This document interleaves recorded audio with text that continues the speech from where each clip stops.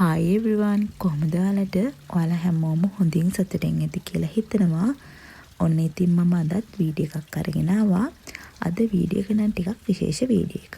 ඒකට හේතුව තමයි අද මම අරගෙන ආවේ පහුගිය දවසක මම දවල්ට කැමරට හදාගත්තේ මොනවද කියලා. ඒ කියන්නේ අද තියෙන්නේ කුකින් වීඩියෝ එකක්.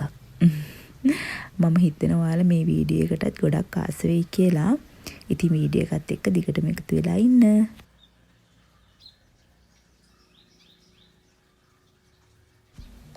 මට ඉතින් ඔයාලට වීඩියෝ එක පටන් ගන්න කලින්ම කියන්න ඕනේ මම නිතරම මේ විදිහට කරිස් දෙක තුන හදලා කෑම කන කෙනෙක් නන් නෙවෙයි. ඒකට හේතුව තමයි මම ගොඩක් කරිස් එක්ක බත් කන්න කැමති නැති කෙනෙක්. මම ආසම එක කරියක් උඩරිම දෙකක් එක්ක බත් කන්න. හැබැයි ඉතින් අර සමහර දවස් තියෙන්නේ අපිට මේ විදිහට හදලා කෑවොත් හොඳයි කියලා හිතෙන. අන්න එහෙම ඉරිද දවසක් තමයි මේ. මට ඉතින් එදා හිතුණා මේ විදිහට මෙනු එකක් දවල්ට හැදුවොත් හොඳයි කියලා. ඉතින් ඒ නිසා තමයි මම අද මේ මෙනු එක හැදුවේ. මුලින්ම මම yellow rice එකක් කහබතක් තමයි හදාගත්තේ.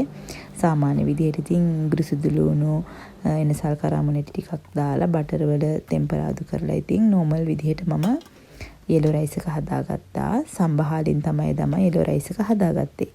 ඊට පස්සේ මම මේ කරිස් වලට ඕන ලුණු සුදු ලුණු තක්කාලි වගේ දේවල් තමයි කපාගන්නේ.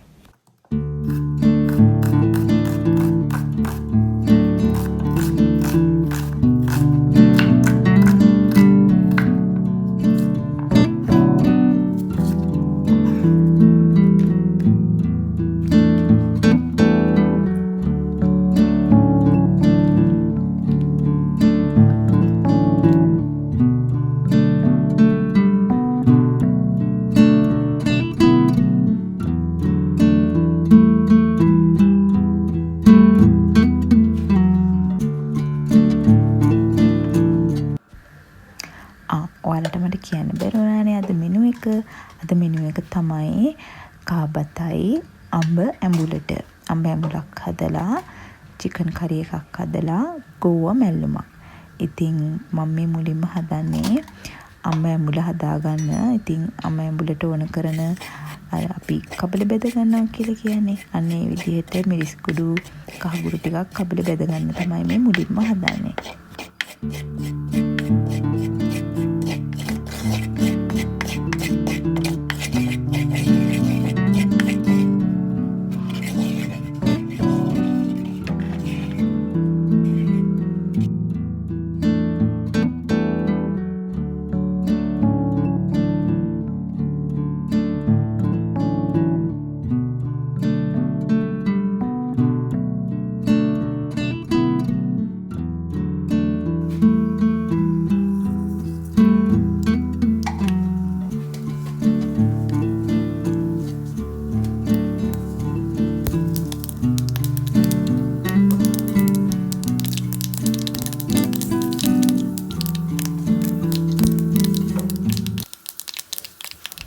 මුලින්ම මම වාචනයක් තිපේ තියලා ඒකට තෙල් ටිකක් එකතු කරලා මුලින්ම මම එකතු කරේ අබ ටික පුපුරද්දි මම මේකට උළුහාර ටිකක් එකතු කරගත්තා. ඊට පස්සේ මම දැන් මේ එකතු කරගත්තේ ඉඟුරු සුදු ලුණු.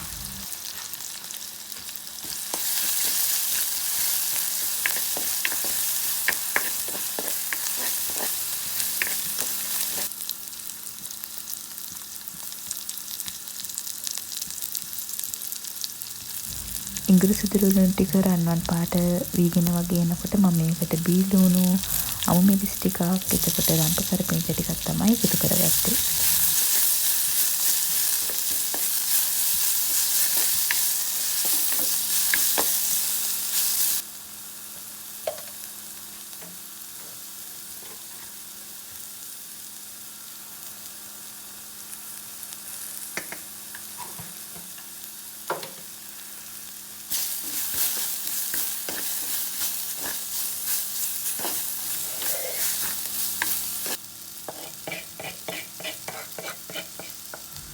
ඊට පස්සේ මම අවශ්‍ය පමණට ලුණු කම්මිරිස් කුඩු ඊට පස්සේ මම එකතු කරේ අර මුලින් කපල බෙදගත්ත තුන පහ ටික.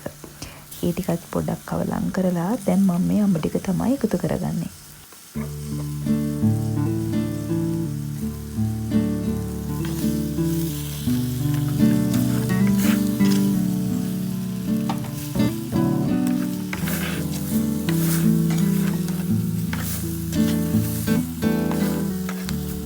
පස්සේ මම අඹ ටික එකතු කරලා 3-5 එක හොඳට කවලම් කරලා එකට තව කුරුඳුයි කනමුණට ටිකකුත් එකතු කරලා වතුර දාලා දැන් මේ අඹ එක තැම්බෙන්න තමයි තියන්න හදන්නේ.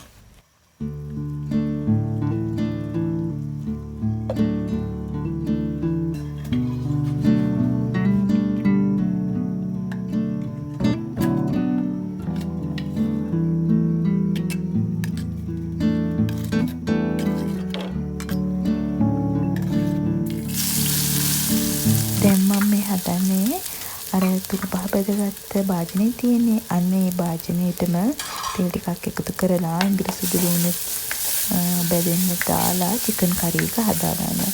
මුලින්ම මම තෙල් ටික රත් වුණාට පස්සේ ඉඟිරි සුදු ලුණු තමයි එකතු කරගත්තේ. ඊට පස්සේ අමු මිරිස් පීලුණු අවශ්‍ය කරන ටික එකතු කරලා ඒ ටික හොඳින් තෙම්පරාදු කරගන්නවා.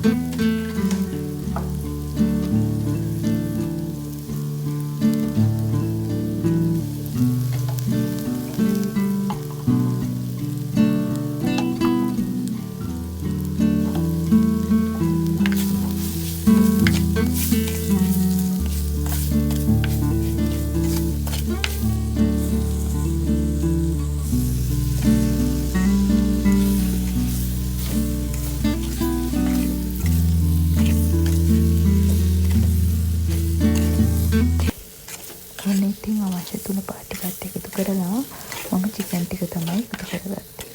චිකන් නම් හරිම පොඩි ප්‍රමාණයක් මම එදා හැදුවේ. ඉතින් මම එදා චිකන් හැදුවේ එදා දවසට විතරයි. ගොඩක් වෙලාවට මම කෑම හදද්දී ටිකක් වැඩිපුර හදනවා. නමුත් එදා මම හැදුවේ එදා දවසට කන්න විතරයි. ඔන්න ඉතින් අඹ කරි එකත් දැන් බාගෙට තැම්බිලා තියෙන්නේ. තව ටිකක් වෙලා ගියාම අඹ කරි එකත් ලෑස්ති.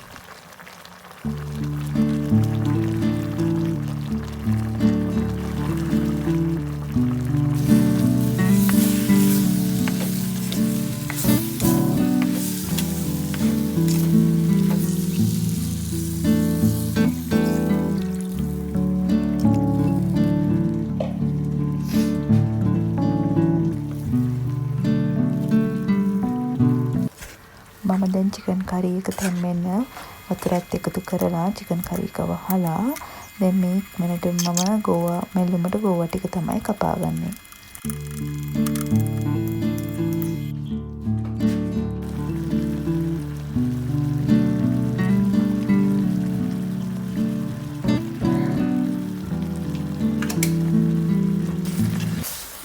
මේ වෙනකොට අඹ එකත් තැම්බිලා තියෙන්නේ. මම අඹ එක ගොඩාක් ගැඹුරු රස වැඩි නිසා සීනි චුට්ටක් වගේ එකතු කරගත්තා.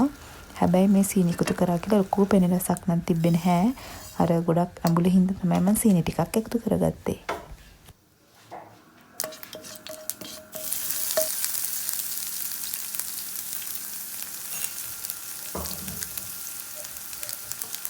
දැන් මම පෑන් එකක් ලිපේ තියලා තෙල් චුට්ටක් තමයි එකතු කරගත්තේ. මොකද මම චිකන් කරි එකටයි අඹ කරි එකටත් තෙල් එකතු කරගත්තේ ඉන්න හරිම පොඩි ප්‍රමාණයක් තෙල් එකතු කරගත්තේ. ඊට පස්සේ මුලින්ම මම අඹ ටිකක් දාලා අඹ ටික පුපුරද්දී සුදුරුණු පොඩ්ඩක් එකතු කරා. සුදුරුණු ටික රන්වන් පාට වීගෙන එනකොට ඒකට මම ලුණු කරපිංච රම්පි ටිකක් තමයි දැන් මම මේ එකතු කරගත්තේ.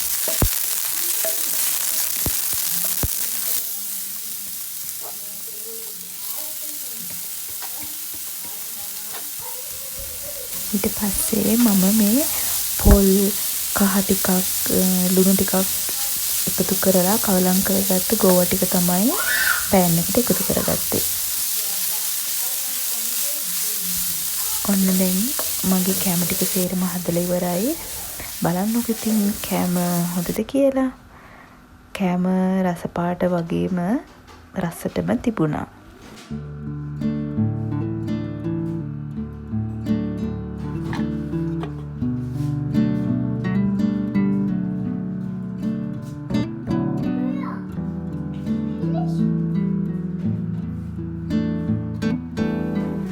ඔන්න දැන් මං කෑම කන්නයි යන්නේ.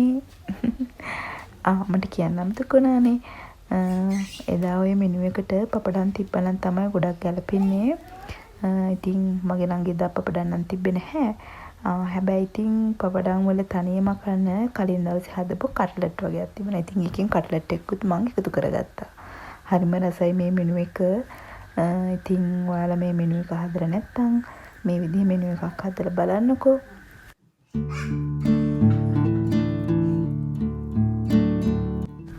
ඔන්න දැන් වීඩියෝ එකේ එන්ඩ් එකටත් ඇවිල්ලා ඉන්නේ. ඉතින් මං හිතනවා ඔයාලා මේ වීඩියෝ එකටත් ආස වෙන්නේ නැති කියලා. ඉතින් ආයෙත් මං අලුත් වීඩියෝ එකකින් හම්බ වෙනකන් ගිහින් එන්න.